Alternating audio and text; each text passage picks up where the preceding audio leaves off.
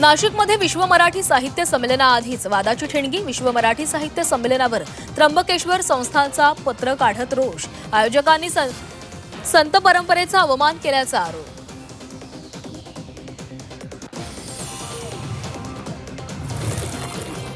CBSE बोर्डामध्ये 6वी पासून 3 भाषांची सक्ती, तर एक भाषा परदेशी असणार। परदेशी भाषेसाठी इंग्रजी, फ्रेंच, जर्मन या 3 भाषांचा पर्याय।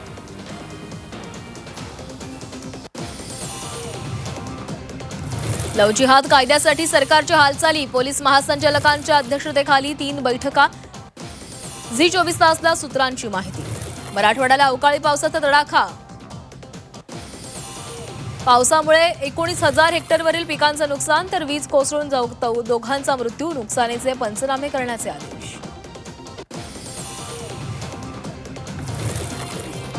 मुंबईतील बेलासी उड्डाणपुलाचं आज मुख्यमंत्र्यांच्या हस्ते उद्घाटन। मुख्यमंत्री आणि उपमुख्यमंत्र्यांसह महापौरही राहणार उपस्थित। उद्योगपती अनिल अंबानींच्या मुंबईमधील पाली हिलमधील घरावर ईडीची टाच। कर्जदात्यांकडून घेतलेल्या कर्ज थकबाकी प्रकरणी कारवाई।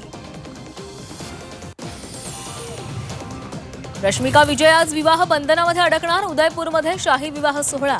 तेलुगू आणि कोडावा संस्कृतीच्या रीतिरिवाजानुसार लग्न।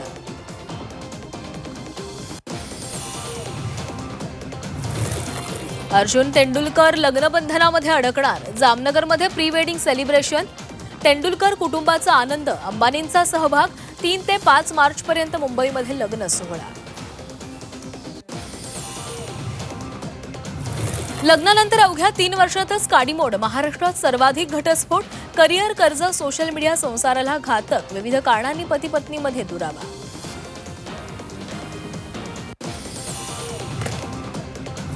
मुंबईमध्ये आजपासून मनसेकडून मराठी भाषा गौरव दिन सोहळ्याचं आयोजन। 4 दिवस शिवाजी पार्कवर विविध कार्यक्रम।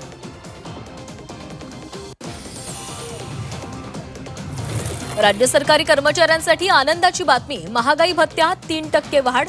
महागाई भत्ता 55 वरून 58%। मुंबईमध्ये आता पार्किंगची चिंता नाही। घरबसल्या बुक करा जागा आणि वेळ। स्मार्ट पार्किंग प्रकल्पाचं बजेटमध्ये सुतोवाच। मोबाईल पार्किंग ॲप विकसित करणार। मालेगाव महापालिकेत नमाज पठणानंतर हिंदुत्ववादी संघटना आक्रमक। महापालिकेमध्ये जाऊन हनुमान चालिसाचं पठण। लॉंग मार्चचा राजूर ते अहिल्यानगर दुसरा टप्पा पूर्ण। मुंबईमध्ये आंदोलकांचं शिष्टमंडळ आणि सरकारच्या बैठकीमध्ये समाधानकारक तोडगा नाही। आज पुन्हा चर्चा होणार।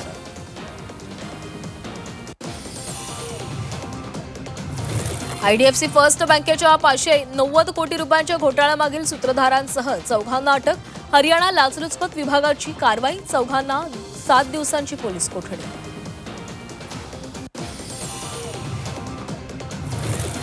बदलापूर स्त्रीबीज तस्करी प्रकरणी 5व्या अटकेमध्ये अवैधरित्या इंजेक्शन पुरवल्याचा आरोप। सुमित सोनकांबळे 5व्या आरोपीचं नाव। चौकशी दरम्यान पोलिसांची अनेक ठिकाणी छापेमारी।